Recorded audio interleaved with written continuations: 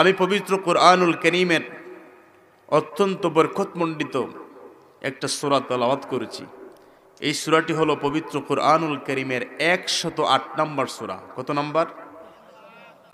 108 নম্বর। আমার ভাই বলেছেন বর্তমান সময়ে অনেক আওয়াজ, কথা বলেন ঠিক কিনা না? যেমন আওয়াজ তেমন ওয়াজ। এখন আপনাদের কাছ থেকে একটু ইন্টারভিউ নেব যে কেমন আপনারা ওয়াজ শুনলেন এই সিজনে। দেখি আপনারা বলেন, পবিত্র কোরআনুল কারীমের মধ্যে কয়টি সূরা আছে? সবাই তো বললেন নাই। কয়টি সূরা? 114টি। পবিত্র কোরআনুল কারীমের সবচেয়ে বড় সূরার নাম কি?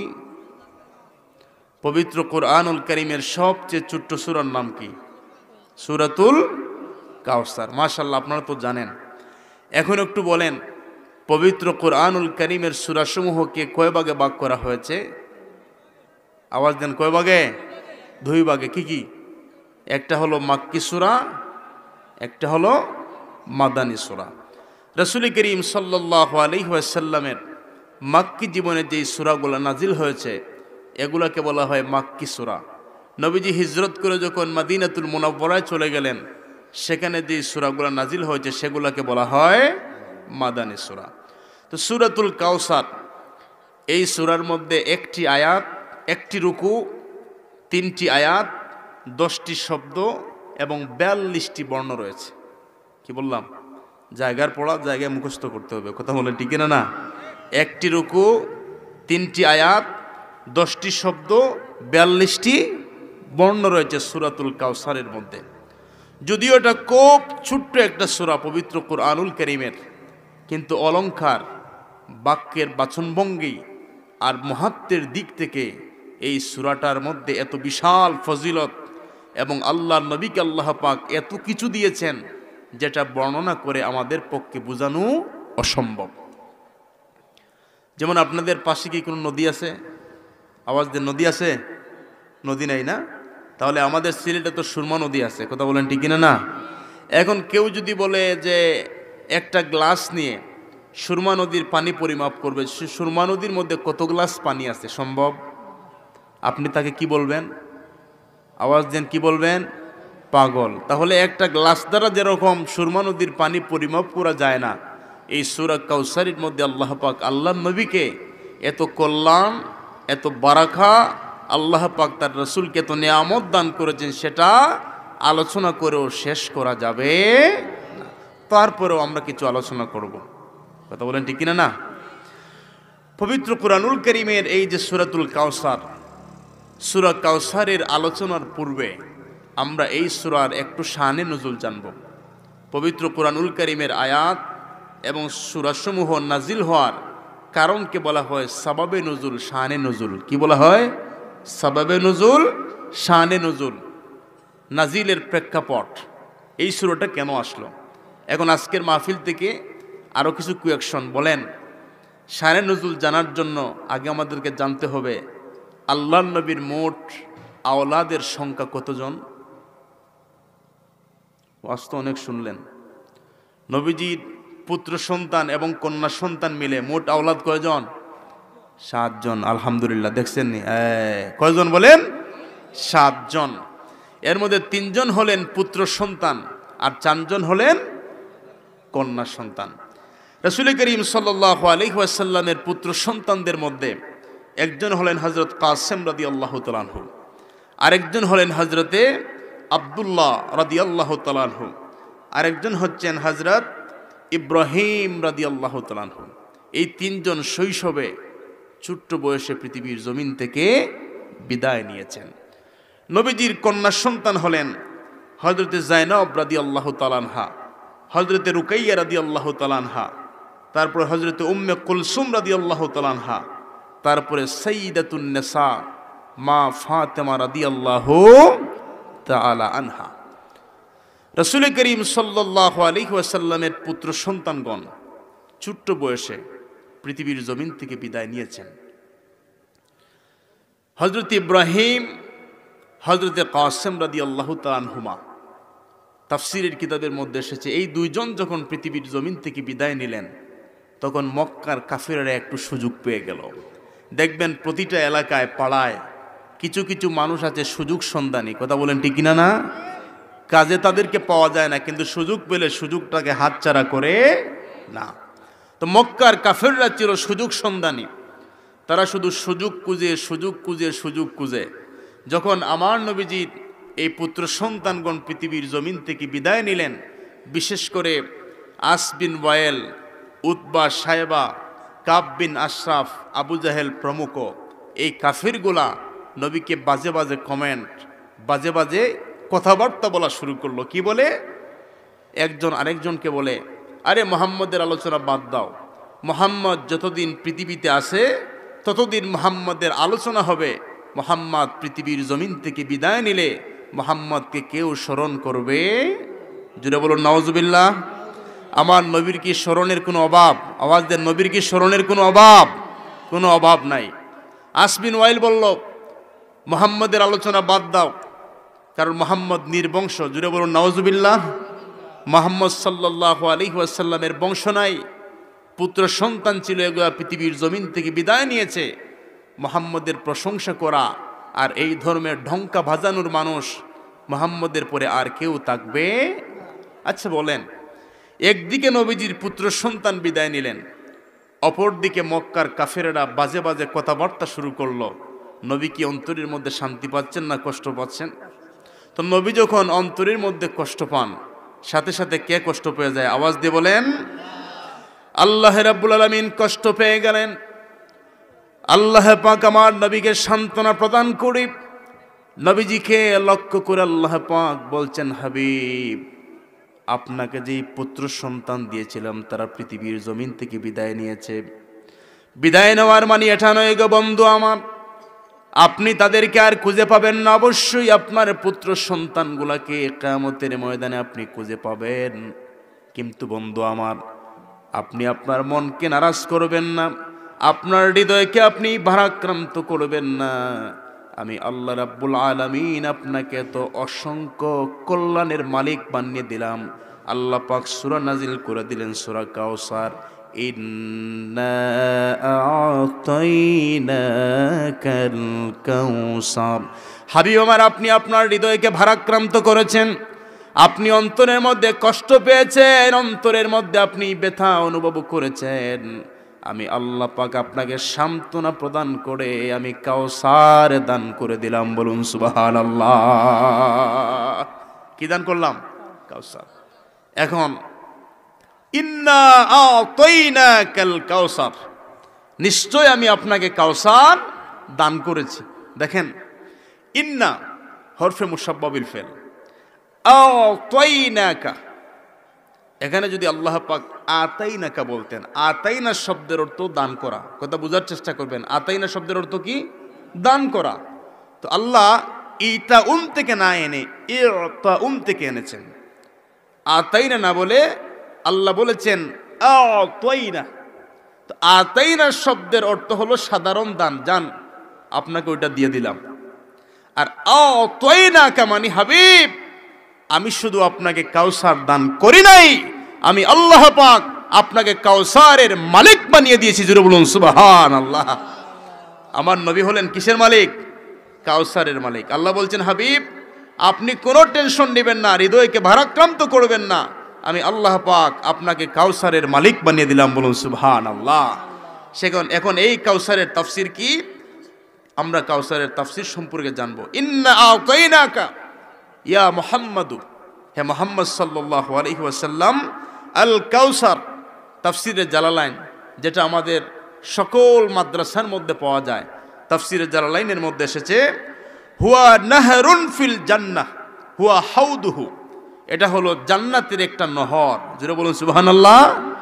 হাউজে কাউসার হলো জান্নাতের একটা নহর, হুয়া হাউজুহু, একটা হাউজ, একটা কূপ, তুরিদু আলাইহি উম্মাতুহু, যেখানে আল্লাহ নবীর উম্মতগণ সবাই জমা হবে কিয়ামতের ময়দানে। বলুন সুবহানাল্লাহ। এক পেয়ালা পানি পান করার জন্য। ওয়াল কাউসারু আল খাইরুল কাসীর, আর কাউসার হলো অজস্র কল্যাণ, আল খাইরুল কাসীর, যেটাকে সীমানা দেওয়া আমাদের পক্ষে সম্ভব নয়। তারপরে এনেছেন মিনান নবুওয়াহ ওয়াল কোরআন ওয়া শাফাআ ওয়া নাহওয়িহা। সূরা কাউসারের তাফসীর হলো নবুয়ত এবং কোরআন এবং শাফাআত। জোরে বলুন সুবহানাল্লাহ। হাবিব আমার, কাফের মুশরিকরা আপনাকে নির্বংশ বলেছি, কিন্তু আমি আল্লাহ পাক আপনাকে নবুয়ত দান করেছি। তারা বলে পৃথিবীর মধ্যে আপনার স্মরণ হবে না, কেউ আপনাকে স্মরণ করবে না। আমি আল্লাহ রাব্বুল আলামিন আপনাকে এমন নবুয়তি দিলাম, কিয়ামত পর্যন্ত এই পৃথিবীর জমিনের মধ্যে আপনার নবুয়তের ঢঙ্কা বাজবে। বলুন সুবহানাল্লাহ। এবং কিয়ামত পর্যন্ত আপনার উম্মতেরা বিশ্বের প্রতিটা আনাচে কানাচে এর মধ্যে আপনার উম্মতেরা বিরাজ করবে, তারা বিচরণ করবে। বিশ্বের মধ্যে এমন কোনো জায়গা নাই যেই জায়গার মধ্যে আমি আল্লাহ পাককে স্মরণ করা হবে, আমার পরে আপনাকে স্মরণ করা হবে না। এর মানে কি? এর মানে হলো আল্লাহ রাব্বুল আলামিন হাদিসে কুদসির মধ্যে বললেন, ইজা যুকিরতু যুকিরতা মাই। হাবিব আমার, আমি আপনার মর্যাদাকে এত সমুন্নত করলাম, আমি আপনার মর্যাদাকে এত উঁচু করলাম, এই পৃথিবীর জমিনের মধ্যে যতদিন আজান হবে, আজানের মধ্যে আল্লাহর নামের পরে সকল মুয়াজ্জিন আমার নবীর নাম উল্লেখ করবে। কথা বলেন ঠিক কিনা না? এবং একামতের মধ্যে পৃথিবীর মধ্যে কিয়ামত পর্যন্ত আজান হবে, একামত হবে, আজানের মধ্যে আল্লাহর নামের পরে নবীর নাম, একামতের মধ্যে আল্লাহর নামের পরে নবীর নাম আছে কিনা নাই বলেন? আনওয়ারে মুহাম্মাদিয়ার মধ্যে এসেছে, ইউসুফ নাবহামি রাহমাতুল্লাহ আলাইহি হাদিস এনেছেন, হযরতে আদম আলাইহিস সালামকে আল্লাহ পাক যখন নির্দেশ দিলেন, ইয়া আদম উসকুন আনতা ওয়া যাওজুকাল জান্নাহ, আদম তুমি তোমার স্ত্রীকে নিয়ে জান্নাতের মধ্যে বসবাস করো। জান্নাতের মধ্যে কোনো পাতা নাই, জান্নাতের এমন কোনো লতা নাই, জান্নাতের এমন কোনো হুর গিলমান নাই যাদের কপালে আল্লাহর নামের পরে আমার নবীর নাম লিখে নাই। বলুন সুবহানাল্লাহ।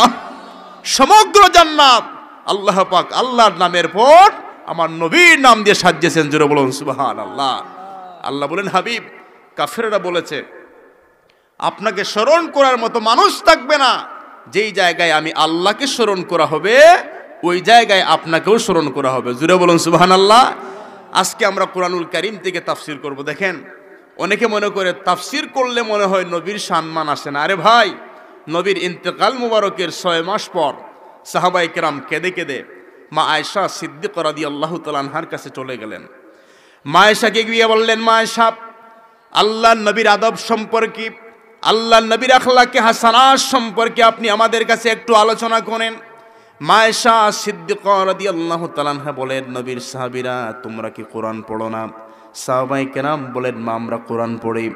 আল্লাহর প্রিয় নবীর স্ত্রী মা আয়েশা বলেন, কানা খুলুকুহুল কোরআন, তোমরা যে কোরআন পড়ো সেই কোরআন হলো আমার নবীর চরিত্র। বলুন সুবহানাল্লাহ। আমার নবীর সাহাবীরা, নবীর জীবদ্দশায় সাহাবীরা বলতেন, আমাদের সময় 2টা কোরআন ছিল, একটা হলো থিওরিক্যাল কোরআন, আরেকটা হলো প্র্যাকটিক্যাল কোরআন। প্র্যাকটিক্যাল কোরআন হলে নবী, আর থিওরিক্যাল কোরআন হলো আমরা যে কোরআন পড়ি। জুড়ে বলুন সুবহানাল্লাহ। নবী যখন হেঁটে যেতেন, সাহাবীরা বলতেন আমরা একটা কোরআন পড়ি, আর একটা জীবন্ত কোরআন আমাদের পাশ দিয়ে হেঁটে যায়। বলুন সুবহানাল্লাহ। মানে কোরআনের মধ্যে যত আদর্শ, কোরআনের মধ্যে যত চরিত্র, কোরআনের মধ্যে যত আখলাক হাসানা রয়েছে, সবগুলো আমার নবীর জীবনে আছে কিনা নাই? আওয়াজ দিয়ে বলেন, সবগুলো আমার নবীর জীবনে প্র্যাকটিক্যাল রয়েছে। বলুন সুবহানাল্লাহ। এজন্য আল্লাহ পাক বলছেন, হাবিব, হৃদয়কে আপনি ভারাক্রান্ত করবেন না, হৃদয়ের মধ্যে কষ্ট নেবেন না। আমি আল্লাহ পাক আপনাকে কাউসারের মালিক বানিয়ে দিলাম। বলুন সুবহানাল্লাহ। তাহলে কাউসারের একটা তাফসীর আমরা পেলাম, হাউজে কাউসারের পানি, যেটা কিয়ামতের ময়দানে আমরা পান করব। বুখারীর মধ্যে এসেছে, ওই হাউজে কাউসারের পানি কেমন, এটা সম্পর্কে আলাদা একটা অধ্যায় এসেছে সহিহুল বুখারীর মধ্যে, যেটা হলো দুধের চেয়েও সাদা, মধুর চেয়েও মিষ্টি। জোরে বলুন সুবহানাল্লাহ। যেই মানুষ একবার হাউজে কাউসারের পানি পান করবে, আর কোনোদিন ওই মানুষ তৃষ্ণার্ত হবে না। জোরে বলুন সুবহানাল্লাহ। এজন্য ভাই, হাউজে কাউসারের কিনারায় যখন আমরা যাব, হাদিস শরীফের মধ্যে এসেছে, কিছু উম্মতদেরকে দেখে আল্লাহর নবী চিনবেন না, বলবেন না না, এরা তো আমার উম্মত না। কথা বুঝতেছেন? এমন উম্মত যেন আমরা না হই। আল্লাহ পাক যেন এমন উম্মত থেকে আমাদেরকে যেন হেফাজত করেন। বলুন আমিন। কেমন উম্মত? বর্তমান সময়ে দেখবেন রাসূল করিম সাল্লাল্লাহু আলাইহি ওয়াসাল্লামের আরশচুম্বী সম্মান নিয়ে অনেকে নবীর শানকে কমাতে একটু পছন্দ করে। কথা বলেন ঠিক কিনা না? একটু কমাতে পছন্দ করে। আল্লাহ বলেন, আমার বন্ধুর শান, মান, মর্যাদাকে আমি আল্লাহ কত উঁচু করেছি, ওয়ারাফা'না লাকা যিকরাক, আল্লাহ বলেন হাবিব আপনার জিকিরকে আমি সমুন্নত করেছি। ওয়ারাফা বাদাহুম দারাজাত, আমি আল্লাহর পরে, স্রষ্টার পরে, সৃষ্টি জগতের মধ্যে আমি আল্লাহ পাক যার মর্যাদাকে আরশচুম্বী করেছি তিনি হলেন নবী মুহাম্মদ রাসূলুল্লাহ। সবাই বলুন সাল্লাল্লাহু আলাইহি ওয়াসাল্লাম। আল্লাহ বলছেন হাবিব আপনি হৃদয়ে কোনো ব্যথা নেবেন না। আপনাকে যেই সূরা দিলাম, এখন মক্কার কাফিররা বিরোধিতা করে। আবু জাহেল মক্কার রাজপথে দাঁড়িয়ে বলে, এই ব্যবসায়ীরা মুহাম্মদের কাছে যাওয়া যাবে না, মুহাম্মদের কাছে। তারা বলে কেন? যে মুহাম্মদের কাছে নাকি ওহী নাজিল হয়, মুহাম্মদ নাকি আল্লাহ প্রদত্ত পয়গম্বর। এখন যত বাধা দেয় তারা বলে কি রে, আমরা তোমার নামও শুনি নাই, দেখি উনি কে। জুড়ে বলুন সুবহানাল্লাহ। যত বাধা দেয় তত আকর্ষণ বাড়ে। এখন আবু জাহেল বলল না, নবীর কণ্ঠে কোরআনের সুর শুনে তারা পাগল পারা কাফের মুশরিকেরা বলল, এখন আমি কোরআনের তেলাওয়াতকে নিষিদ্ধ করে দিলাম, কোরআনের তেলাওয়াত যেন কারো ঘরে না হয়, শ্রবণ করা যাবে না। রাত্র যখন গভীর হয়, উতবা, সায়েবা, আবু জাহেল আল্লাহর নবীর ঘরের পিছনে চলে যায় কোরআনের তেলাওয়াত শোনার জন্য। একজনের সঙ্গে আরেকজনের সাক্ষাৎ। আবু জাহেল বলে, উতবা তুমি কেন? সায়েবা বলে, উতবা তুমি কেন? সে বলে, আপনি যে এই কাজে আমিও বিরোধিতা করি ঠিক, কিন্তু কোরআনুল কারীমের তেলাওয়াতের মধ্যে এত মাধুর্য আর এত মজা রয়েছে, যখন মুমিন শুনে তখন তার ঈমানটা বেড়ে যায়। জুড়ে বলুন সুবহানাল্লাহ। আল্লাহ রাব্বুল আলামিন কোরআনুল কারীমের মধ্যে বললেন, ইন্নামাল মুমিনুনা আল্লাযীনা ইযা যুকিরাল্লাহু ওয়াজিলাত কুলুবুহুম ওয়া ইযা তুলিয়াত আলাইহিম আয়াতুহু যাদাতুহুম ঈমানাও ওয়া আলা রাব্বিহিম ইয়াতাওয়াক্কালুন। আল্লাহ রাব্বুল আলামিন বললেন, আমার মুমিন বান্দার এক্সাম্পল হলো, আমার মুমিন বান্দার উপমা হলো, মুমিন বান্দার সামনে যখন আমি আল্লাহর জিকির করা হয়, আমি আল্লাহকে যখন স্মরণ করা হয়, মুমিন বান্দার অন্তরের মধ্যে আমি আল্লাহর ভয় তখন ঢুকে যায়। বলুন সুবহানাল্লাহ। সে তখন ভীত হয়ে যায়। আবার ওই মুমিন বান্দার সামনে যখন আমি আল্লাহর কোরআনুল কারীম থেকে আয়াতগুলা তেলাওয়াত করা হয়, যাদাতুহুম ঈমানা, তখন মুমিন বান্দার অন্তরের মধ্যে ঈমানের নূর বৃদ্ধি পেয়ে যায়। দেখবেন কোরআন যত শুনবেন তত ভালো লাগে। কথা বলেন ঠিক না? কারণ একটা অক্ষর পড়লে কয়টা নাকি, আর রবীন্দ্রনাথ ঠাকুরের 10টা বই পড়লে কয়টা নাকি? আওয়াজ দেন, কয়টা নাকি? একটাও নাই। এখন তারা বিরোধিতা দিল। আল্লাহ বলেন, হাবিব বিরোধিতা করুক, কোনো অসুবিধা নাই। নবীজি বলছেন, আল্লাহ বিরোধিতা তো করুক, অসুবিধা নাই। এখন তারা যে কোরআনের কথা, যে আপনার কথা, এটাও তো তারা মানতে নারাজ। আবু জাহেল বলেন, নবীজি সারা রাত কোরআন তৈরি করেন আর সকালবেলা আল্লাহর নামে চালিয়ে দেন। জুড়ে বলুন নাউজুবিল্লাহ। আল্লাহ পাক বলছেন, হাবিব আমার, আপনাকে আমি যেই সূরা কাউসার দিলাম, কোরআনুল কারীমের সবচেয়ে ছোট্ট সূরা, আপনি কাফেরদের সঙ্গে চ্যালেঞ্জ করেন, তাদের যদি ক্ষমতা থাকে, জ্ঞানের বহর থাকে, তারা যেন কোরআনুল কারীমের ছোট্ট সূরা কাউসারের মতো যেন একটা সূরা বানিয়ে নিয়ে তারা আসে। আল্লাহ নবী যখন চ্যালেঞ্জ দিলেন, তারা চ্যালেঞ্জ গ্রহণ করলো। একদিন হয়ে যায়, 2 দিন হয়ে যায়, চ্যালেঞ্জ গ্রহণ করার পর কেউ আর আসে না, আল্লাহ নবীর সঙ্গে তারা আর সাক্ষাৎ করে না। 1 দিন, 2 দিন, 3 দিন যখন চলে গেল, সেই যুগ বালাগাত ফাসাহাতের সর্বোচ্চ যুগ ছিল, কবি সাহিত্যিকদের সর্বোচ্চ যুগ ছিল।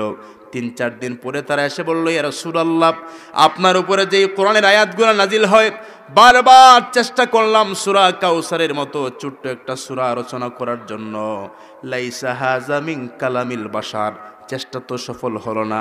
আমরা বুঝলাম এটা মানুষের বানানো কোনো কিতাব নয়, এটা হলো লাইসা হাযা মিন কালামিল বাশার, মানুষের বানানো কথা নয়, এটা হলো সম্পূর্ণ আল্লাহর কথা। বলুন সুবহানাল্লাহ।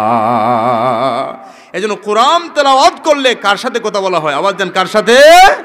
আল্লাহর সাথে কথা বলা হয়। ভাইরা আমার, এই যে মাদ্রাসা, আপনাদের পাশে যে মাদ্রাসা তো আপনাদের সবার সুপরিচিত। কথা বলেন ঠিক কিনা না?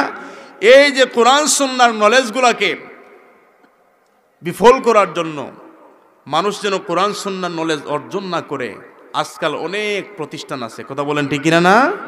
এই প্রতিষ্ঠানের মধ্যে আপনার ছেলেকে দিলেন, 1 থেকে 5 পর্যন্ত যখন আপনার ছেলে অধ্যয়ন করলো, 1 থেকে 5 পর্যন্ত দেখবেন বইয়ের মধ্যে পিতামাতার হক সম্পর্কে কোনো আলোচনা নাই। কথা বলেন ঠিক কিনা না? শ্রমিকের হক সম্পর্কে কোনো আলোচনা নাই, আল্লাহর হক সম্পর্কে কোনো আলোচনা নাই, প্রতিবেশীর হক সম্পর্কে আলোচনা নাই, আত্মীয় স্বজনের হক সম্পর্কে আলোচনা নাই, রাসূলের হক সম্পর্কে আলোচনা নাই, মুসলমানদের হক সম্পর্কে আলোচনা নাই। এখন 5 পাস করে যখন 6-এ গেল, 6 থেকে শুরু করে 10 পর্যন্ত সেখানেও পিতামাতার হকের উপরে কোনো সাবজেক্ট নাই। তারপরে শ্রমিকের অধিকার সম্পর্কে কোনো সাবজেক্ট নাই, মানুষের অধিকার সম্পর্কে কোনো সাবজেক্ট নাই। এখন এসএসসি পাস করার পর ইন্টার থেকে শুরু করে মাস্টার্স পর্যন্ত আপনার সন্তান লেখাপড়া করলো, সেখানেও পিতামাতার অধিকার সম্পর্কে নাই। তারপরে সামাজিক মানুষের মর্যাদা কতটুকু, প্রতিবেশীর মর্যাদা কতটুকু, সেই সম্পর্কে কোনো সাবজেক্ট নাই। এখন কি শিখালেন? এখন যখন ওয়াজ মাহফিল হয়ে বললেন, হুজুর আপনি পিতামাতার অধিকার নিয়ে বলবেন, আপনি শ্রমিকের অধিকার নিয়ে বলবেন, আপনি প্রতিবেশীর হক নিয়ে বলবেন। আরে বাবা, 1 থেকে শুরু করে মাস্টার ডিগ্রি পর্যন্ত লেখাপড়া করলেন, একটা সাবজেক্টও নাই প্রতিবেশীর হক সম্পর্কে, আত্মীয় স্বজনের হক সম্পর্কে মাহফিল হলে বলা লাগে। এটা তো খুব বেশি একটা কমন সাবজেক্ট ছিল, কথা বলেন ঠিক কিনা না? এখন এটা চলে যাচ্ছে অনেক দূরে। এজন্য বর্তমান সময়ে সুশিক্ষিত সমাজ আর সুশিক্ষিত প্রজন্মকে গড়ে তুলতে হলে মাদ্রাসা শিক্ষার কোনো বিকল্প নাই। আপনি মাদ্রাসায় আসেন, দেখবেন ক্লাস 1 থেকে শুরু হয়েছে আদব, কায়দা, নিয়ম, কানুন, শ্রদ্ধা, স্নেহ, এই সবগুলা মাদ্রাসার মধ্যে পাওয়া যায়, কথা বলেন ঠিক কিনা না?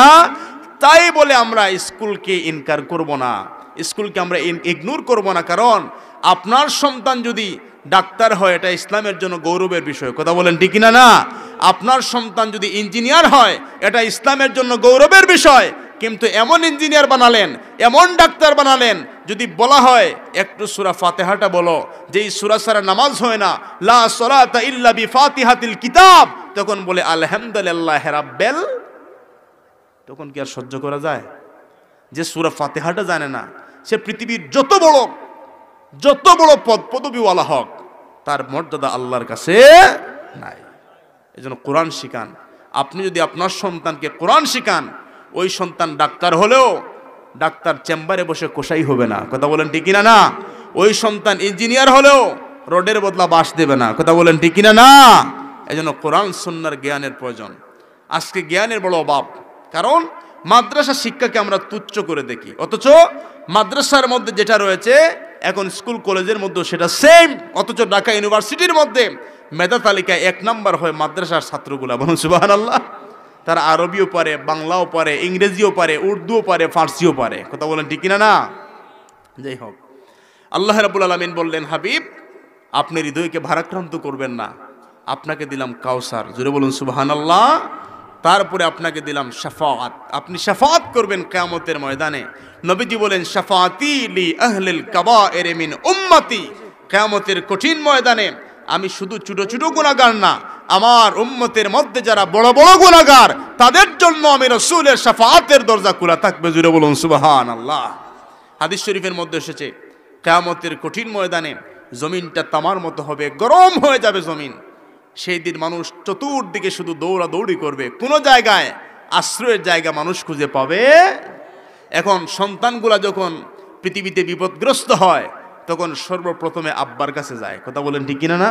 গিয়ে বলে, আব্বা আমার এই সমস্যা। তখন আব্বু সন্তানকে সান্ত্বনা প্রদান করে। এখন বলেন আমাদের সবার আব্বাকে বলেন বাবা আদম আলাইহিস সালাম। ওই কিয়ামতের কঠিন ময়দানে আমরা দৌড় দিয়ে হযরত আদম আলাইহিস সালামের কাছে চলে যাব, গিয়ে বলবো, বাবা আজকে আমরা এত মুসিবতগ্রস্ত হয়ে গেলাম, আর আমাদের সহ্য হয় না, দৌড়াদৌড়ি করতে করতে মেহেরবানি করে আপনি একটু আল্লাহর দরবারে সুপারিশ করেন। আদম আলাইহিস সালাম বলবেন, আমি আজকে এই কাজের জন্য উপযুক্ত না। তার কারণ হলো আল্লাহ পাক বলেছেন, ওয়ালা তাকরাবা হাযিহিস শাজারা, ওই বৃক্ষের নিকটে যাওয়া যাবে না। আমরা 2 জন মিলে বৃক্ষকে কি করেছি? ওই বৃক্ষের ফল ভক্ষণ করেছি। লজ্জা আজকে আল্লাহর কাছে চাইতে পারবো না। তবে তোমরা সবাই চলে যাও হযরত ইব্রাহিম আলাইহিস সালামের কাছে, তিনি হলেন জাতির পিতা, বলুন সুবহানাল্লাহ। কিয়ামতের কঠিন ময়দানে দৌড় দিয়ে হযরত ইব্রাহিম আলাইহিস সালামের কাছে আমরা চলে যাব। ইব্রাহিম আলাইহিস সালামের কাছে যাওয়ার পরে বলবো, আপনি হলেন আল্লাহর খলিল, আল্লাহ পাক পৃথিবীর মধ্যে আপনাকে অনেক পরীক্ষা করেছেন, সকল পরীক্ষার মধ্যে আপনি গোল্ডেন প্লাস পেয়েছেন, বলুন সুবহানাল্লাহ। এ মাইনাস না, সকল পরীক্ষার মধ্যে গোল্ডেন প্লাস। একদিন জিব্রাইল বলছেন, আল্লাহ আপনি যে ইব্রাহিম আলাইহিস সালামকে খালিল উপাধি দিলেন, আল্লাহ আমার তো বুঝে আসে না। আল্লাহ বললেন, আর কি পরীক্ষা করব? জানের পরীক্ষা দিল ইব্রাহিম, মালের পরীক্ষাও দিলেন ইব্রাহিম। এমন কোনো পরীক্ষা নাই যেই পরীক্ষা আমি ইব্রাহিম আলাইহিস সালামের কাছ থেকে নেই নাই। জিব্রাইল বলছেন, আল্লাহ খালিল উপাধিটা, আল্লাহ বলছেন তুমি কি পরীক্ষা করবে আমার খালিলকে? তিনি বললেন, আল্লাহ যদি একটু অনুমতি দেওয়া হয়। আল্লাহ বললেন, যাও, অনুমতি দিলাম। এখন ইব্রাহিম আলাইহিস সালাম মাঠের মধ্যে ছাগল চড়াচ্ছেন। এখন ছাগল চড়ানো অবস্থায় জিব্রাইল মানুষের সুরত ধারণ করে আসলেন। এখন ইব্রাহিম আলাইহিস ইসলামের পাশ দিয়ে যাওয়ার সময় তিনি বললেন, সুবহানাজিল মুলকি ওয়াল মালাকুতি, যেটা আমরা রমজানুল মুবারকের মধ্যে আমরা বেশি পাঠ করি তারাবির নামাজে। এই যে আল্লাহ পাকের সিফত তারিফ যখন করলেন গুনগুন করে, এইটা বলে তিনি যাচ্ছেন, সুবহানাজিল মুলকি ওয়াল মালাকুতি। ইব্রাহিম আলাইহিস সালাম হাতে ধরলেন, ভাই এত সুন্দর আমার আল্লাহর প্রশংসা, আমার রবের প্রশংসা, আপনি কিরকম ভাই এত সুন্দর করে মিলালেন, আপনি একটাবার আমাকে আবার শোনান, জোরে বলুন সুবহানাল্লাহ, আবার আপনি শোনান। তখন জিবরাইল আলাইহিস সালাম মানুষের সুরতে এসেছেন, বললেন, ভাই আমি শোনাবো আপনাকে, আপনি আমাকে পুরস্কার কি দিবেন? ইব্রাহিম আলাইহিস সালাম বলছেন, ভাই পুরস্কার কি দেব? ওই যে আমার যত শত শত ছাগল আছে, আপনি যদি একবার শোনান সবগুলো আপনাকে দিয়ে দিব, জোরে বলুন সুবহানাল্লাহ। তো পুরস্কার তো ভালো। এখন তিনি বললেন, পুরোটা বললেন, সুবহানাজিল মুলকি ওয়াল মালাকুতি। বলার পরে এখন আবার ইব্রাহিম আলাইহিস সালাম বলছেন, ভাই খুব চমৎকার হয়েছে পরিবেশনা, আপনি আবার আমাকে আরেকটু শোনান। তখন তিনি বললেন, ভাই এখন তো ছাগল সবগুলা দিয়ে দিলেন, এখন আপনি কি দিবেন? ইব্রাহিম আলাইহিস সালাম বলে, ছাগল দিলে সমস্যা নাই, এই ছাগলগুলা চড়ানোর জন্য আপনার তো একটা রাকালের প্রয়োজন। কথা বলেন ঠিক কিনা? না, আমি ওই ছাগলগুলার রাকাল হয়ে যাব, জোরে বলুন সুবহানাল্লাহ। তারপরে আমার রবের প্রশংসা শোনান, কারণ মুমিন বান্দা যখন আল্লাহর প্রশংসা শুনে তার অন্তরের মধ্যে তখন সাকিনা সৃষ্টি হয়। কথা বলেন ঠিক কিনা? না, আমরা সবাই চলে যাব ইব্রাহিম আলাইহিস সালামের কাছে, গিয়ে বলবো, ইব্রাহিম আলাইহিস সালাম, আল্লাহ পাক আপনাকে অনেক পরীক্ষা নিয়েছেন, সকল পরীক্ষার মধ্যে আপনি গোল্ডেন প্লাস পেয়েছেন, আপনি একটু আল্লাহর দরবারে সুপারিশ করেন। ইব্রাহিম আলাইহিস সালাম বলবেন, আমিও কিন্তু এই কাজের জন্য উপযুক্ত, আমিও কিন্তু উপযুক্ত না, তোমরা সবাই চলে যাও হযরতে মূসা আলাইহিস সালামের কাছে। হযরতে মূসা আলাইহিস সালামের সঙ্গে আল্লাহ পাক তুর পাহাড়ের মধ্যে তিনি কথা বলেছেন, বলুন সুবহানাল্লাহ। কি ফোন দ্বারা কথা বলেছেন? তিলকার রুসুলু ফাদ্দালনা বাদাহুম আলা বাদ মিনহুম মান কাল্লামাল্লাহ।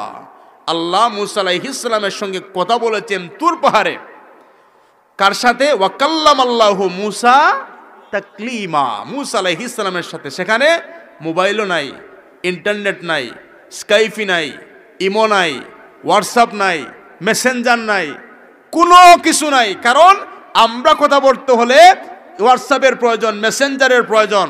নবীগণের কলবের ভিতরে আল্লাহ পাক এর চেয়ে লক্ষ লক্ষ কোটি কোটি কোটি কোটি বেমিসাল সফটওয়্যার আল্লাহ পাক নবীদের কলবের ভিতরে দিয়েছেন। তারা যখন এই জমিন থেকে আল্লাহ বলে ডাক দেয়, তাদের আওয়াজটা আল্লাহর আরশে আজিম পর্যন্ত চলে যায়, বলুন সুবহানাল্লাহ সুবহানাল্লাহ।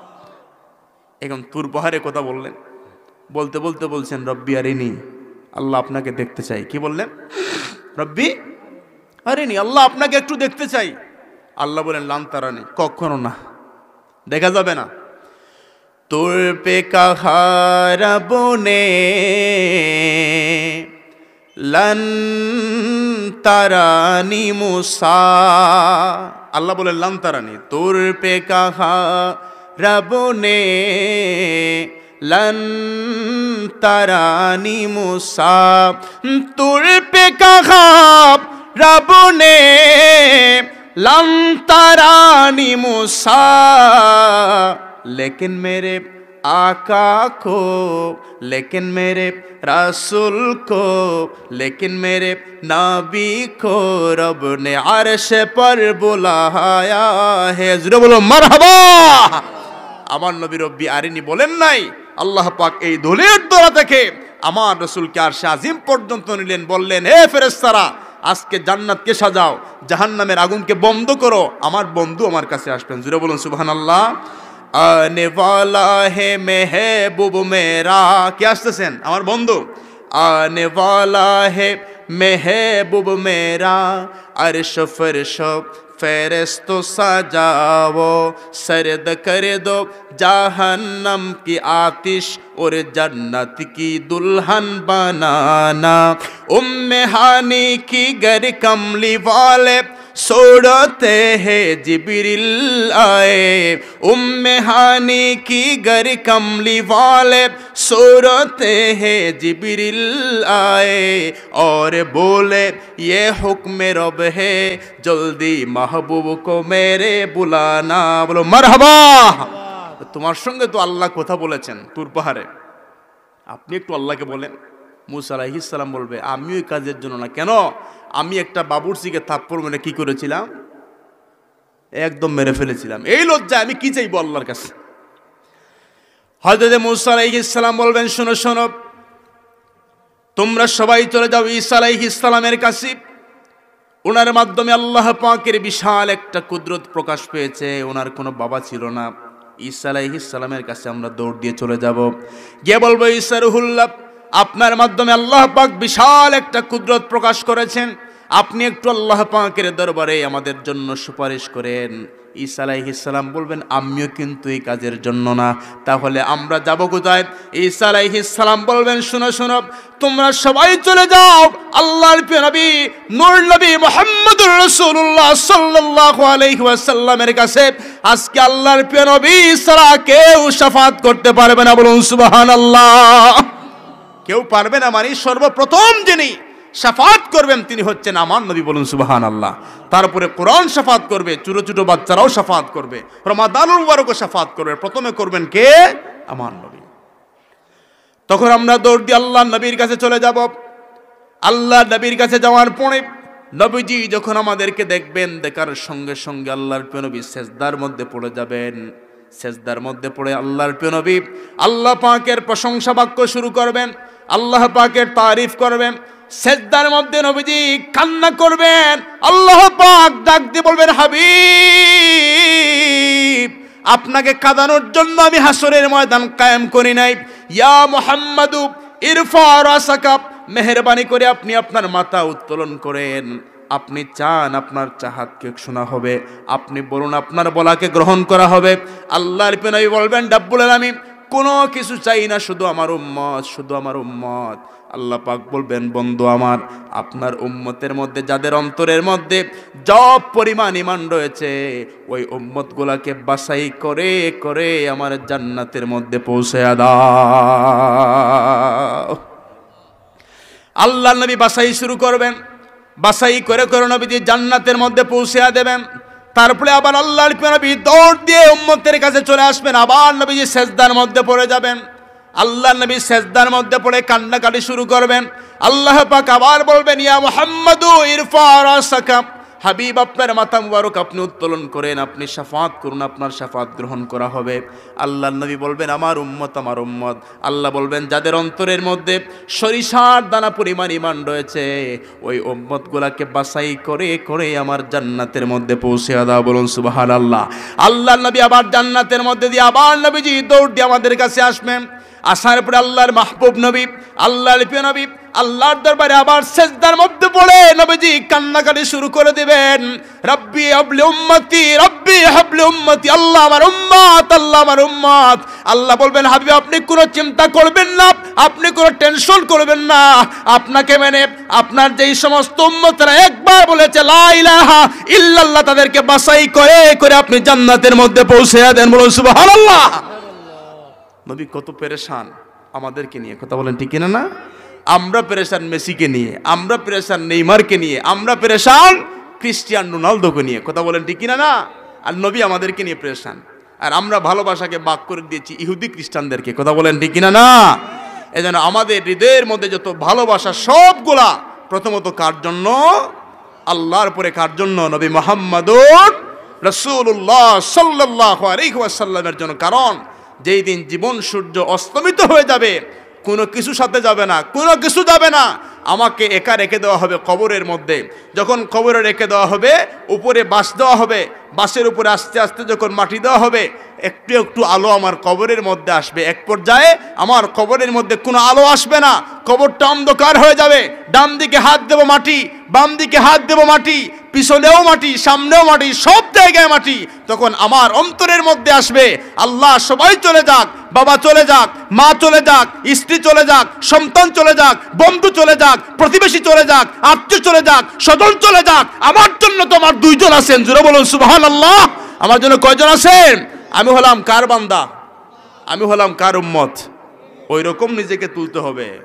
কবরের অসহায় অবস্থায় পড়ে যেন আল্লাহর উপরে ভরসা করতে হয় যে আমার জন্য তো আমার দুইজন আছেন, সবাই চলে যাক, কোনো অসুবিধা নাই।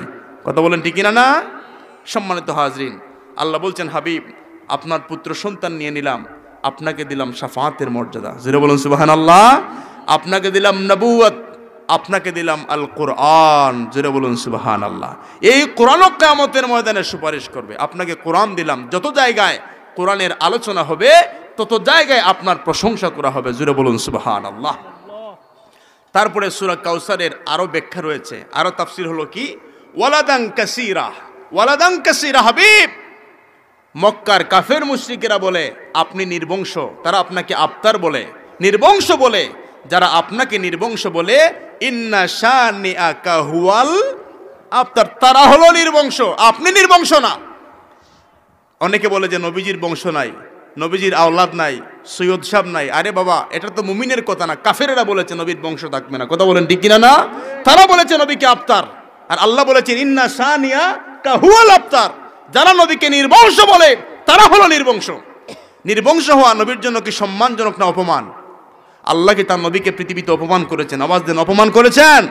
কোন জায়গায় আল্লাহ পাক তার নবীকে অপমান করেন নাই, কিয়ামতের ময়দানেও অপমান করবেন না। বলুন সুবহানাল্লাহ। আল্লাহ পাক বলছেন, হাবিব তারা নির্বংশ বলে, কিন্তু কিয়ামত পর্যন্ত আপনার বংশের মানুষেরা মাথা উঁচু করে থাকবে। কিয়ামত পর্যন্ত আবু জাহেলের বংশ থাকবে না, উতবার বংশ থাকবে না, সায়েবার বংশ থাকবে না, কাব বিন আসসাদের বংশ থাকবে না, আস বিন ওয়াইলের বংশ থাকবে না। আর যদিও তাকে বিলাইয়ের মতো থাকবে। এখন যদি মক্কা থেকে কেউ হাত তুলে বলে আমার ফৈদাদা আবু জাহেল ছিলেন, কিল একটা মাটিতে পড়বে। কোথায় পড়বে কিল? সব তার পিঠের মধ্যে পড়বে। কথা বলেন ঠিক কিনা? না, যে আমরা আবু জাহেলকে পাই না, তোরে পাইছি, একটু কাছে আয়। কথা বলেন ঠিক কিনা? না। আর যদি কেউ বলে আমি সৈয়দ সাহেব, আমাদের সিলেটে মুশতাক আহমদ আল মাদানী সৈয়দ সাহেব এসেছেন, আমি দাউদপুর মাদ্রাসায়, এই তো গত পরশুদিন, দেখেন কত সম্মান, কত মর্যাদা, কত শারাফাত, মানুষ হৃদয়ের গহীন থেকে ওনাদেরকে সম্মান প্রদর্শন করে, কারণ আমার নবীজির ব্লাড মুবারক ওনাদের শরীরের মধ্যে রয়েছে। কথা বলেন ঠিক কিনা? না। আল্লাহ পাক বলছেন, হাবিব আমি সংক্ষিপ্ত করে নেব। আল্লাহ পাক বলছেন, হাবিব টেনশনের কোনো কারণ নাই, এখন আমি আপনাকে নিয়ামত দ্বারা ভরপুর করে দিলাম, আপনি কি করেন, ফাসাল্লি রব্বিকা ওয়ানহার, আপনি নামাজ পড়েন, কুরবানি দেন। এখন আল্লাহ নিয়ামত যখন দেয়, নিয়ামত দেওয়ার পর কি খেতা উড়ে ঘুমাবো না ইবাদত বন্দেগী বাড়িয়ে দেব? ইবাদত বন্দেগী বাড়াতে হবে, কারণ যত নিয়ামত আসবে তত যদি আমি ইবাদত বন্দেগী বাড়াতে পারি, আল্লাহ আমাকে আরো নিয়ামত দিবেন, আরো নিয়ামত দিবেন। কথা বলেন ঠিক কিনা? না, এত নিয়ামত দিবেন যেগুলো গণনা করেও শেষ করা যাবে।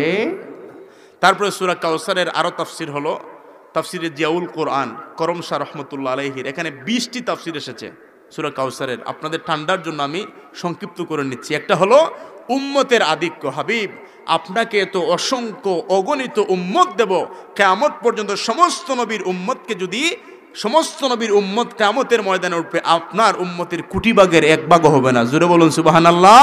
আর আপনাকে আমি এত সাহাবী দিব, আপনার সাহাবীরা, কাফের মুশরিকেরা বলে আপনাকে কেউ স্মরণ করবে না, আপনার কথা কেউ চর্চা করবে না, আপনাকে আমি এমন সাহাবী দিব, ওই সাহাবীগুলা আপনার জন্য তারা তাদের জান পর্যন্ত কুরবান করে দিবে। বলুন সুবহানাল্লাহ।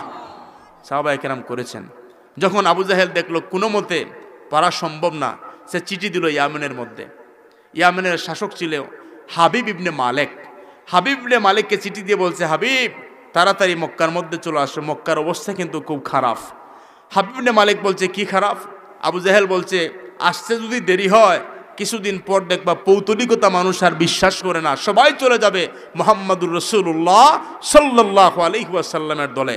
হাবিব ইবনে মালিক মক্কায় আসলেন, আসার পরে আবু জাহেল সত্য মিথ্য মিশ্রণ করে বলল যে মুহাম্মদ এত বড় জাদুঘর, ওনার জাদুর সাথে পারা যায় না, জুড়ে বলুন নাউজুবিল্লাহ। আর অনেক মিথ্যা কথা বলল হাবিব ইবনে মালিককে। হাবিব ইবনে মালিক বলছে, শোনো আবু জাহেল, আমার কিন্তু একটা অভ্যাস, আমি যদি কারো মোকাবেলা করি, কারো বিরোধিতা করি, আড়াল থেকে নয়, আমি সরাসরি তার বিরোধিতা করি। এখন আবু জাহেল বলল, সরাসরি তো বিরোধিতা করতে হলে আবার তুমি যদি নবীর জালে গিয়ে আটকা পড়ো, তার চিন্তা আছে, কিন্তু চিন্তা আছে, তুমি যদি আবার চেহারা দেখে নবীর কথাবার্তা শুনে যদি আটকা পড়ো, তুমি আবার ছুটবে কিভাবে? হাবিব ইবনে মালিক বলছে, আমি ছুটবো, তুমি একটা কাজ করো, একটা কনফারেন্সের আয়োজন করো, এখানে মুহাম্মদ সাল্লাল্লাহু আলাইহি ওয়াসাল্লামকে বলো আসার জন্য, আমিও যাব। এখন আবু জাহেল বলল, আচ্ছা ঠিক আছে। আবু জাহেল স্বর্ণ দিয়ে একটা চেয়ার বানালো। কিসের চেয়ার? সোনার চেয়ার। আরেকটা হলো রূপার চেয়ার। আবু জাহেলের প্ল্যান হলো, সোনার চেয়ারের মধ্যে হাবিব ইবনে মালিক বসবেন, আর রূপার চেয়ারের মধ্যে আমি বসবো। এখন কনফারেন্স হল গরম, হাবিব ইবনে মালিক বসা সোনার চেয়ারে, আবু জাহেল বসা রূপার চেয়ারে। আমার নবীর সাথে তো কেউ নাই।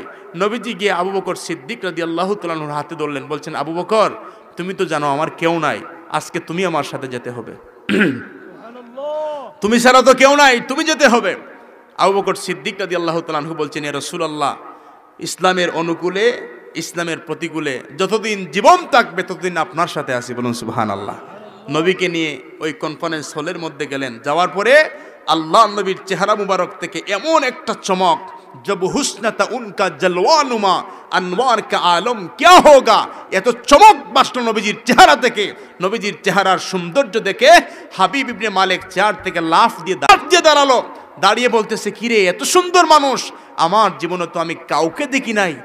এবার হাবিব ইবনে মালিক দাঁড়িয়ে দাঁড়িয়ে বলছে, মুহাম্মদ, তুমি এই সোনার চেয়ারের মধ্যে আসো, এটাতে আমাদেরকে মানায় না, তোমার মতো সুন্দর মানুষ মানায়, জুড়ে বলুন সুবহানাল্লাহ। আমার নবী বসলেন। এখন আবু জাহেল কি পাশে বসবে? আবু জাহেল দাঁড়িয়ে বলে, বস যেহেতু দাঁড়িয়ে গেছেন, আমি তো আর বসতে পারবো না। সামনে পাশে বসে আবু বকর হাতে ধরে বলতেছে, আবু বকর, তোমার নবী যেহেতু সোনার চেয়ারে বসেছেন, তুমি রূপার চেয়ারে বসে যাও। এখন বসার পরে হাবিব ইবনে মালিক বলছেন, মুহাম্মদ, আপনি তো জানেন নবী হতে হলে কিন্তু মুজিজা লাগে, কথা বলেন ঠিক না? না, আমার নবীর কাছে কি মুজিজার অভাব ছিল? আল্লামা ইকবাল বলে, সারে আম্বিয়া আয়ে মুজিজা লেকর আয়ে, হামারা নবী আয়ে মুজিজা বন করায়ে, বলুন সুবহানাল্লাহ।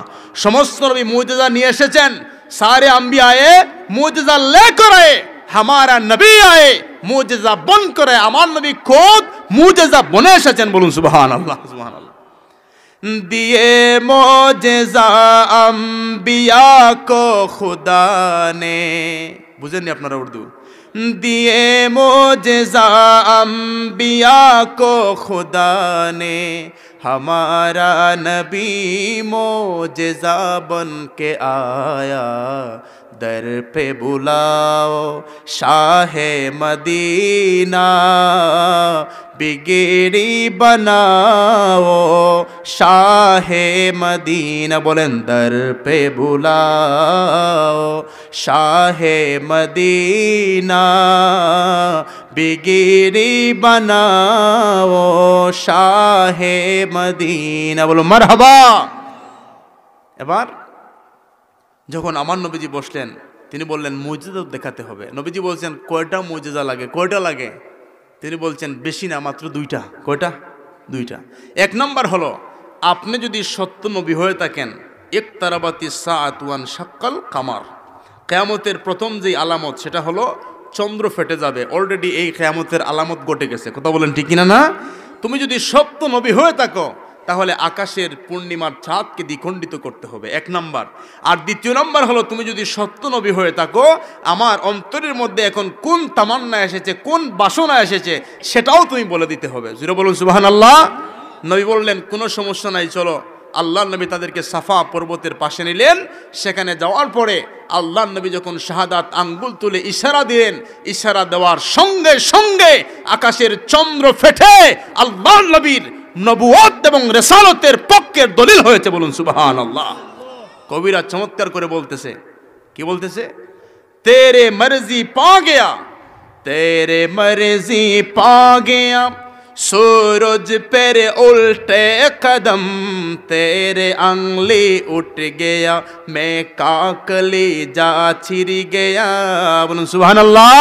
কবিরা বলছেন ইয়া রাসূলুল্লাহ, আপনার সন্তুষ্টি আর আপনার ভালোবাসা পেতে আপনি যখন শাহাদাত আঙ্গুল তুলে ইশারা দিয়েছেন, আপনার শাহাদাত আঙ্গুলের ইশারায় আকাশের চাঁদ পেটে আপনার নবুয়তের পক্ষের দলিল হয়েছে। বলুন সুবহানাল্লাহ। আল্লাহু আকবার। ইয়া রাসূলুল্লাহ, আপনার নবুয়তের পক্ষে দলিল হয়েছে। শুধু তাই না, তেরে মর্জি পা গয়া सूरज पर उल्टे कदम तेरे आंगली उठ गया मैं का कलीजा चिर गया।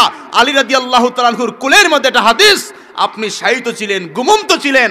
আলী রাদিয়াল্লাহু তাআলা আসরের নামাজ পড়েন নাই। যখন নবীজি বলছেন আলী তুমি কি আসরের নামাজ পড়বে, আলী রাদিয়াল্লাহু তাআলা আনহু বলছেন ইয়া রাসূলুল্লাহ যদি সুযোগ হয় আসরের নামাজটা পড়ব।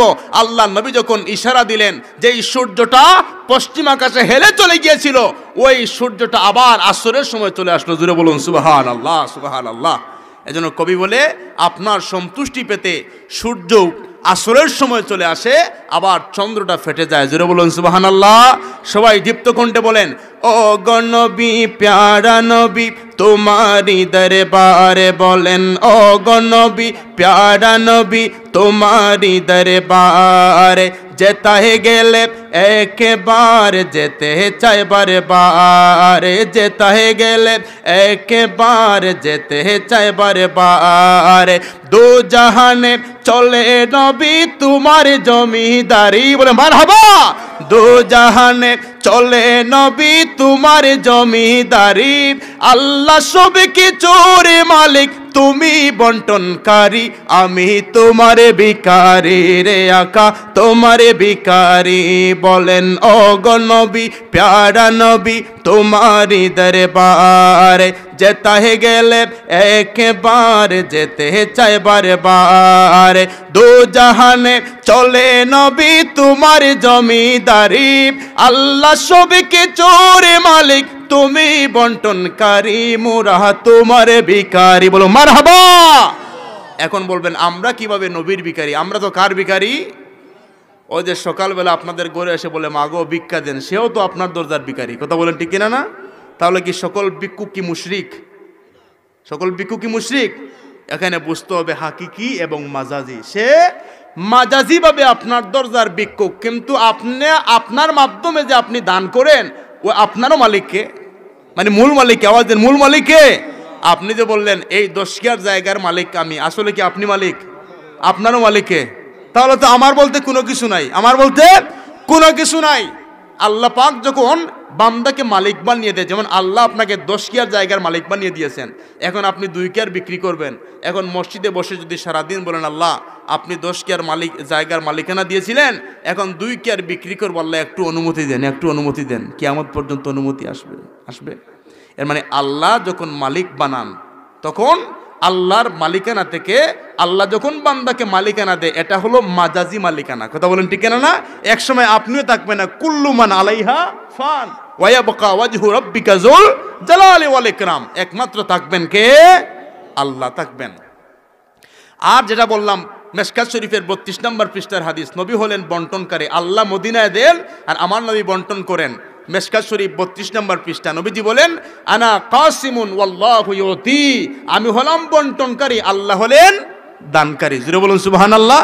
আল্লাহ দান করেন, আমি বন্টন করি। বলেন ও গো নবী প্যারা নবী তোমারি দরবারে, ও গো নবী প্যারা নবী। দেখবেন পৃথিবী আপনি জাফলং, বোলাগঞ্জ, মাধবকুণ্ড, সমুদ্র সৈকত একবার গেলে 2 বার যেতে আর ভালো লাগে না। কথা বলেন ঠিক কিনা না? আর আল্লামা ইকবাল বলে যে একবার মদিনাতুল মুনাওয়ারা জিয়ারত করেছে, যে একবার जिसने देखा वो मदीने जिंदगी में एक बार चुमने उनका कदम झुक रहा है बार बार। একবার যে নবীজি রওজা দেখেছে, বারবার রওজা দেখার জন্য তার অন্তরের মধ্যে তামান্না উঠেছে। বলুন সুবহানাল্লাহ, সুবহানাল্লাহ। এজন্য আজকে দুঃখজনকভাবে হলেও সত্য, আমাদের দেশের মধ্যে অনেক স্কলার শায়েখ কিরকম যুবকদের থেকে নবীর প্রেমকে বিতাড়িত করবে এই ধান্দায় তারা নেমেছে। কথা বলেন ঠিক কিনা না? দেখেন আজকের যুবকরা কথাবার্তা শুনে না, নামাজ পড়ে না, তারা একমাত্র রসুলের প্রেম তাদের অন্তরে না থাকার কারণে। কথা বলেন ঠিক কিনা না? এই সবগুলো ঠিক হয়ে যাবে যদি আপনার অন্তরের মধ্যে রসুলের প্রেম জাগ্রত হয়। কথা বলেন ঠিক কিনা না? তোমার ক্ষমতা চলে আসমানে শুধু জমিনে নয়, হাতের ইশারায় পড়ন্ত সূর্য আবার আসর হয়। তোমার ক্ষমতা চলে আসমানে শুধু জমিনে নয়, হাতের ইশারায় পড়ন্ত সূর্য আবার আসর হয়। তোমারে মুজে যারে কথা কি শেষ করিতে পারি, তোমারে মুজে যারে কথা কি শেষ করিতে পারি, বাঙাকে জোরের ডাল হয়ে যায় দাঁড়ালো তোর বাড়ি। আমি তোমার ভিখারি রে আকা, তোমার ভিখারি। বলো মারহাবা। এখন নবীজি 4 দ্বিখণ্ড করলেন। হাবিব নে মালিক বলে আমার 2 নাম্বারটা। নবীজি বললেন তোমার 2 নাম্বার কোয়েকশন হলো যে তুমি অন্তরের মধ্যে তুমি তামান্না করেছো যে তোমার অন্তরে কি আছে আমি সেটা বলবো। এজন্য আল্লাহ নবী উম্মতের অন্তরের খবর রাখেন। জুড়ে বলুন সুবহানাল্লাহ, সুবহানাল্লাহ। নবীজি উম্মতের অন্তরের খবর জানেন। তুমি তোমার অন্তর দ্বারা আল্লাহ নবীকে কতটুকু মহব্বত করো এগুলার খবর আল্লাহ নবী মদিনা থেকে জানেন। কথা বলেন ঠিক কিনা না? আল্লাহ নবী বললেন তোমার অন্তরের মধ্যে যে খেয়াল এসেছে সেটা হলো তোমার একটা মেয়ে প্রতিবন্ধী। কি? তোমার একটা মেয়ে প্রতিবন্ধী। তুমি মনে মনে ইরাদা করেছো যে নবী যদি সত্য নবী হয়ে থাকেন আমার মেয়েটা যেন সুস্থ হয়ে যায়। তুমি তাড়াতাড়ি ঘরে চলে যাও, তোমার মেয়ে সুস্থ হয়ে গেছে। জুড়ে বলুন সুবহানাল্লাহ। হাবিব নে মালিক দৌড় দিয়ে বাড়িতে চলে গেলেন। ইয়ামেনের মধ্যে চলে যাওয়ার পরে নিজের ঘরের দরজায় গিয়ে যখন তিনি নক করলেন, নক করার সঙ্গে সঙ্গে ওনার যে প্রতিবন্ধী মেয়ে ছিল ওই মেয়েটা দৌড় দিয়ে এসে দরজা খুলে দিয়ে বাবাকে সালাম দিল। বলুন সুবহানাল্লাহ। সালাম দেওয়ার পরে বাবা বলছেন মেয়ে কিভাবে তুমি সুস্থ হয়ে গেলে? মেয়ে বলছে বাবা তার কারণ হলো গতকালকে আপনি যখন মক্কার মধ্যে ছিলেন এত সুন্দর একজন মানুষ আমাদের ঘরে এসেছেন। ওই মানুষ এসে বললেন মেয়ে তোমার বাবা মক্কাতুল মুকাররমার মধ্যে আল্লাহর উপরে আমার উপরে কালেমা পড়ে মুসলমান হয়েছে, তুমিও মুসলমান হয়ে যাও। তুমি যদি মুসলমান হয়ে যাও তাহলে আর প্রতিবন্ধী থাকবে না, তোমার হাত পা অকেজে ছিল সবগুলা কাজ করবে। বলুন সুবহানাল্লাহ। সম্মানিত হাজরিন, আর বেশি লম্বা করব না। যদি আরও ধরেন 8টা বাদেশা যদি আলোচনা করতাম লং টাইম করতাম, আমারও খুব কষ্ট হচ্ছে। আর ঠান্ডা তো বুঝতেছেন আপনারা, হাত একদম বরফ। আর আপনারা কিভাবে যে বসেছেন, আমি এ বসাকে বুঝেছি ইসালের সব মাহফিলে যখন গেলাম সাব বাড়িতে, ওই যে জোহরের নামাজ আসরের নামাজ পড়ে বসেছিলাম আর আমি উঠেছিলাম রাত্র 9টার সময়। মানে বোঝা গেছে সব অবশ হয়ে গেছে একদম। বসা অনেক কষ্টের কাজ, মাটিতে বসেছেন। আল্লাহ পাক যেন এই কষ্টকে কবুল করেন। বলুন আমিন। কিয়ামতের কঠিন ময়দানে আল্লাহ পাক যেন এটাকে নাজাতের জারিয়া করেন। বলুন আমিন। আল্লাহুম্মা আমিন। আলহামদুলিল্লাহি রাব্বিল আলামিন ওয়াস সালাতু ওয়াস সালামু আলা রাসূলিহি মুহাম্মাদিন ওয়া আলা আলিহি ওয়া আসহাবিহি ওয়া আজওয়াজিহি ওয়া আহলি বাইতিহি আজমাইন। ربنا آتنا في الدنيا حسنة وفي الآخرة حسنة وقنا عذاب النار. ربنا ظلمنا أنفسنا وإن لم تغفر لنا وترحمنا لنكونن من الخاسرين. ربنا لا تزغ قلوبنا بعد إذ هديتنا وهب لنا من لدنك رحمة إنك أنت الوهاب. रहम फरमाया इलाही मुस्तफ़ा के वास्ते, या रसूल अल्लाह करम कीजिए खुदा के वास्ते। फजल फरमाया रब मोहम्मद मुस्तफ़ा के वास्ते, हजरत सिद्दीक़ अकबर बासफ़ा के वास्ते। हम गुनाहगारों पे तेरी मेहरबानी चाहिए, सब गुनाह दूर जाएंगे रहमत का पाने चाहिए। तेरा मस्जिद मेरा सिजदा, तेरा आसिया दरना मेरा, यही है जिंदगी मेरी, यही है माजरा मेरा। मुश्किल आसान फरमा, रंज गम सब दूर कर, साहिब जुदो सुखा शेर खुदा के वास्ते माफ कर दे आए खुदाई दो जहां मेरे गुनाह अब्दुल लतीफ साहिब किबला फुलतली के वास्ते रब्बुल आलमीन আমি খাকসের নালায়েক আপনার শাহানশাহী দরবারে বারগাহে আল্লাহর মধ্যে হাত তুলেছি আল্লাহ রব্বুল আলামিন ধীরে ধীরে ধীরে ধীরে রাত্রটা গভীর হয়ে যাচ্ছে আল্লাহ আল্লাহ রাত্র যত গভীর হয় तमाम পৃথিবীর রাজা বাদশাদের দরজাগুলা বন্ধ হয়ে যায় পাখিগুলা আপন আপন বাসার মধ্যে নীরব নিস্তব্ধ হয়ে যায় আল্লাহ রব্বুল আলামিন আপনার হাবিব বলেন রাত্র যত গভীর হয় तमाम পৃথিবীর মানুষের দরজা বন্ধ হয়ে গেলেও আপনি রহমানের রহমের দরজা আপনার গুনাহগার বান্দাদের জন্য খুলে যায় রব্বুল আলামিন আমরা আল্লাহ জীবনে গুনাহ করে ফেলেছি আমরা আমাদের হাত দ্বারা গুনাহ করেছি পা দ্বারা গুনাহ করেছি জবান দ্বারা গুনাহ করে ফেলেছি আল্লাহ আল্লাহ আমাদের গুনাহ যদি হয় নদীর সমান আপনার ক্ষমা হলো সমুদ্রের সমান আমাদের গুনাহ যদি হয় সমুদ্রের সমান আপনার ক্ষমা হলো আপনার দয়া হলো আকাশের সমান আল্লাহ রব্বুল আলামিন আপনি কোরআনুল কারীমের মধ্যে বলেছেন ইন্নাল্লাহা ইউহিব্বুত তাওয়াবিন ওয়া ইউহিব্বুল মুতাতাহহিরিন যেই বান্দাগুলো আপনার দরবারে পবিত্রতা অর্জন করে আর আপনার দরবারে বারবার তাওবা করে ওই বান্দাগুলোকে আপনি বড় পছন্দ করেন আল্লাহ আল্লাহ আমরা আপনার শাহী দরবারে তাওবা করছি আমাদের তাওবাকে কবুল করে নাও আল্লাহ আমরা যখন আপনার শাহী দরবারে হাত তুলি দুইজন মানুষের কথা বড় মনে পড়ে যায় আমাদের যাদের মেহেরবান জনম দুঃখিনী আব্বা মন্দকার কবরবাসী হয়েছেন ওনাদের কবরের মধ্যেই সওয়াবের হাতগুলোকে পৌঁছে দাও রব্বুল আলামিন খাস করে আল্লাহ আমাদের দাদা দাদি নানা নানি আত্মীয় স্বজন পাড়া প্রতিবেশী যারা অন্ধকার কবরবাসী হয়েছেন প্রত্যেকের রুহে পাকের মধ্যেই সওয়াবের হাত দিকে পৌঁছে দাও আল্লাহ খাস করে অত্র এলাকার মাটির নিচে যত মুমিন মুমিনাত শহীদ রয়েছেন প্রত্যেকের রূহ পাকের মধ্যেই সওয়াবের হাত দিকে পৌঁছে দাও আল্লাহ খাস করে এই মাদ্রাসাকে কিয়ামত পর্যন্ত তুমি কবুল করে নাও আল্লাহ আল্লাহ এই মাদ্রাসার খেদমতকে কবুল করে নাও আল্লাহ আল্লাহ শিক্ষকদেরকে কবুল করে নাও ছাত্রদেরকে কবুল করে নাও খাদেমদেরকে কবুল করে নাও রব্বুল আলামিন আমাদের প্রত্যেকের সিনার মধ্যে আপনার হাবিবের মহব্বতের মার্কাজ বানিয়ে দাও আল্লাহ রব্বুল আলামিন আল্লাহ খাস করে বাকি জীবনটা আপনার গোলামি করার তৌফিক দান ফরমাও রব্বুল আলামিন অনেক মুরব্বিয়ানে কেরাম ঠান্ডার মধ্যে জমিনের মধ্যে বসেছেন আপনার কোরআন আপনার হাবিবের সুন্নাহর কথা শোনার জন্য রব্বুল আলামিন প্রত্যেককে তুমি জাযায়ে খায়ের নসিব করে দাও আল্লাহ রব্বুল আলামিন আল্লাহ খাস করে মাবুদ ছোট্ট ছোট্ট বাচ্চারা গভীর রাত পর্যন্ত বসেছে তাদেরকে দিন মাযহাব মিল্লাতের খাদেম বানিয়ে দাও আমাদের মা বোনদেরকে পর্দানিশীন বানিয়ে দাও আল্লাহ রব্বুল আলামিন জীবনে হজ্জে বাইতুল্লাহ জিয়ারতে মদিনা আমাদেরকে নসিব করে দাও হক সাড়ো সে বুরকা को जरा पर्दा उठा दो लिल्लाही मुझे हुस्न खुदा दादो दिखा दो महबूब खुदा फख्र उमम शाह मदीना दिखला दे मुझे मंजर गुलजार मदीना दिखला दे मुझे मंजर गुलजार मदीना আমার সাথে সবাই বলেন নবী নবী করে